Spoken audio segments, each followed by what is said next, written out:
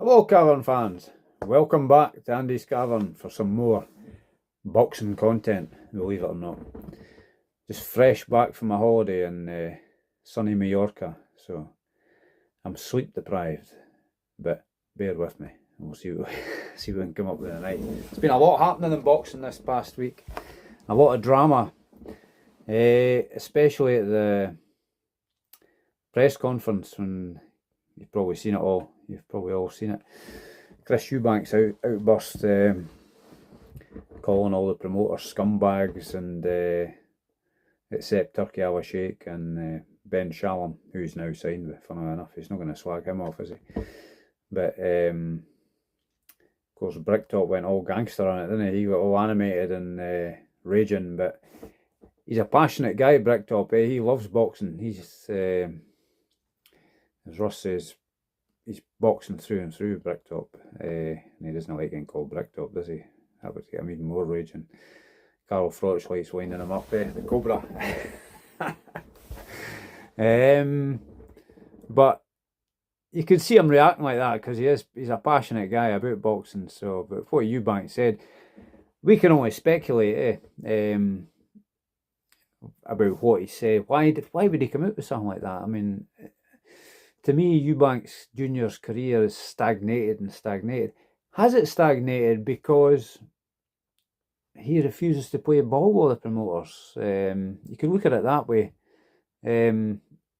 He's sticking to his guns and refusing to be, well, what he maybe, his view seems to be, has been used or by promoters, or maybe his career stagnated. I've heard his old man talking at times, old Eubank, about not allowing promoters to do to his son what promoters did to him.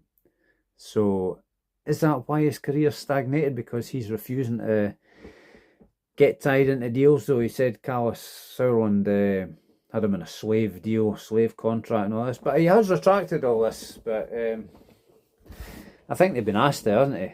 I mean, Bricktop was going all gangster, wasn't he? He was going to be suing Eubank, the guy in Talk Sport, the journalist there. He was threatening to sue him because he just repeated for the viewers what had been said and what they were talking about. But I think Turkey Al Sheikh's got a hold of them and said, "Look, guys, get this sorted out, or it's his train set, isn't it? So what he says goes to an extent, isn't it? So." But it caused a bit of drama and a bit of excitement and brought some more eyes to the sport maybe. So some folks say there's no such thing as bad press, so any press in that drags attention to yourself. And Eubank is he likes a bit of attention, doesn't he? But fair play to him, he's got a big set of balls coming out and saying that regardless of what you think about him. But could he be talking the truth? I don't know. I'm only a fan watching from the outside, so who knows what's going on. But certainly Bricktop was having none of it. Eddie Hills looked like he wanted the ground to open up and swallow him up when he said he knew. Well, that's what it looked like. He looked like he knew Conor Benn was on whatever he was on, and they were still trying to make the fight and draining Eubank down away. I think everybody could see that was a bad situation, So, but I put the boot in them all, didn't I? But it's all been retracted and everybody's kissed and made up and everybody's happy again, But so it'll be a good card anyway, October the 12th. I'm looking forward to that. I mean, Bricktop's been making a lot of noise about national anthems being played, and they played the Saudi national anthem. What do I think about that? I don't really give a monkeys about national anthems. It's just my opinion. As a music lover, I would say the UK national anthem. I'll agree with Billy Connolly on this. If you haven't seen it, go and watch it. An audience of Billy Connolly. I think it's quite near the end where he talks about the British national anthem. And he says it's a dreadful song and very dreary. And to me, I've got to agree with him. He wanted to replace God Save the Queen at that point, or God Save the King. with the theme tune to the Archers, you know. He thought everybody could sing along to that. It's a jolly tune, like la la la la la la la la la la la la. But go back and watch it because it's absolutely hilarious. But no, like I say, as a music lover, I think the UK national anthem's a dreadful song, and that's no because I'm not a royalist, but I don't have any grudges against anybody or anything like that. It's just no for me. That's just the way I feel. It's only my opinion. Everybody's opinions are like backsides. Everybody's got one, so that's just the way I feel about it. I'm not that fussed about it. I'd rather they played some music I like, some Beatles stuff or Rolling Stones or Travelling Wilburys. Play something like that. That's more up my street than any national anthem, But if Turkey Allah Sheikh's putting the show on and he wants his national anthem, it's his party, innit? So that's up to him. I don't really give a monkeys about that. If he wants that, that's fine by me. I'm not gonna get hung up on that, But if it was my party, I'd be playing the music I like. So, but you all have your own views on that. You don't have to agree with me. I'm only here talking to stay in the crack about boxing and whatnot. So feel free to comment in the sections. Maybe you love the national anthem, but that's fine by me. It's not for me to tell anybody what to like or what not to like. So, but Bricktop was on the defence. He's been funded by them, isn't he? So they're his paymasters now. So he's gonna fight their corner, isn't he? So, but anyway, hopefully he's calmed down now. We don't want the man having a heart attack or something because he's getting way too angry for a man at his age, But he is passionate, So you got to give him that. So I think that's everything covered for this video. I'm hopefully putting more content out this coming week. Like I say, I was on holiday last week, so I put a wee video out about, you maybe seen it after the Dubois and Joshua fight, because I managed to see that when I was away, so it was a good performance by Dubois. Probably. You know what, I wasn't surprised, because if you watched any of my previous videos, you would have seen I was backing Dubois. I just had a feeling about him. He's had better opposition in his last few fights. He's a live wire. He's 8 or 9 years younger than Joshua. I think Joshua's carried along in a hype train to an extent. Nothing against the man, but like I always say, I don't mind who wins, but I've just got to be honest and say what I think. If I'm going to be doing this boxing channel or whatever, I've got to be objective. I'm not a fanboy anyway. I just like boxing. I love boxing. So I'm going to tell you what I think. It's only my opinion. You don't have to agree with me. I'm just a boxing fan. As I've said before, watched the sport for about 35 years. I can't always watch what I want to watch just through general time constraints of life, but I felt as soon as the fight was announced, I thought a good chance Dubois will do him. So both big punchers, so there's a possibility it could have gone anyway, but from what I'd watched previous to them, I just felt Dubois, he was more on it. He's just really come into his own now, I think. Who does he fight next? I don't want to see a rematch. I don't think there should be a rematch. I can't understand. I don't think there's going to be now, though. There was talk of a rematch, which I thought was, where's that coming from? How can a challenger have a rematch clause, you know? And all this stuff about, maybe he is a marketable commodity, Joshua, but I don't look at things like that. I just look on things, people should get fights on merit, and that's not the way it works, but that's the way it should be, in my book. So who would I like to see Dubois fight next? I think the good fights out there for him are probably Parker, Bacoli, there was somebody else I thought of.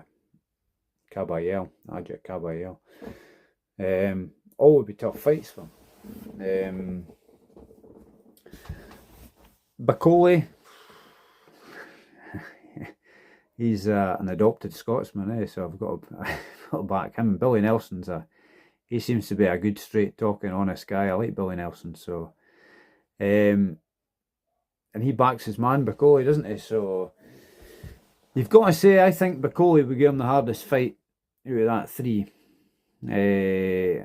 Caballero and Parker, I think they both give him a good fight as well. Maybe I'd like to see Dubois versus Bacoli, and you could have Parker versus Caballero on the undercard. I think Parker's the interim WBO title holder, isn't he? So you could have him fighting Caballero on the undercard.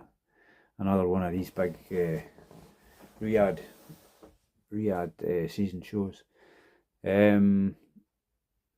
I might give Bacoli the edge actually, because if you watch the demolition job he done on Jared Anderson, Bacoli's got a fantastic stabbing jab, innit? Like a bit similar to Larry Holmes maybe. I'd like to see him lose maybe a stone in weight, or a stone and a half in weight. But he's very effective, and he's a big lump, and I think he's underrated in a lot of respects, but he's a hard puncher as well. So and he's a big man, coming at you. So how would Dubois cope with him? Dubois might beat him, I don't know. But at the moment, I'd probably favour Bacoli. I'd make him the slight favourite. But we'll wait and see. The fight might not happen, because I don't think Frank Warren will want to put Dubois anywhere near Bacoli. I don't think many of them want to fight Bacoli. I think Zhang's pulled out. He was meant to be fighting Bacoli at one point, or there was talk of it. So we'll wait and see. But Bacoli, he is a danger man, isn't he? So, but well done to Dubois. He's the man at the moment, isn't he? So we've got to get him his props. And Big Daddy Don Charles, he just comes across as a really nice, genuine, honest, caring guy. And that's the kind of guy you want as a boxing trainer. You don't want somebody who's too brave for their own good. He looks like he's got Daniel Dubois' best interest at heart to me, from what I can see from the outside looking in as a boxing fan. So we'll wait and see what happens there. He might not fight again this year, I'm hearing, so we shall wait and see. But you can probably bet your last pound that Bricktop will know. But then no one let Bacoli anywhere near him. But if Turki Al Sheikh wants to see that fight, you might find that fight happens for that reason. He's a man calling the shots. Like I said, it's more or less his train set, isn't it? So he can, and I think he must be a good boxing fan, Turki Al Sheikh, a big boxing fan. Because some of the fights that are happening, there's a lot of fights happening that fans want to happen, aren't they? They're all fan favourite fights, a lot of these fights. But I mean, if you look back and go way back to the 90s, 80s and 90s, you were getting all these good fights. It was just a general thing. But in the latter years, with promoters refusing to work with each other and all this palaver standoff, it's almost like a boxing Cold War. Nobody wanted to work with each other and whatnot, and there was guys getting signed up by promoters just to park them up, basically, like what Matchroom did with big Cuban guy, what's his name again? Memory fade here, tired. King Kong, Louis Ortiz. Eddie Hills just parked him up, didn't he? So he didn't want him anywhere near Joshua. So all that kind of caper's going on. But now it appears to be all that's thawed out, and thanks to the input of Turki Al Sheikh and the Saudi money. So it's good for boxing fans.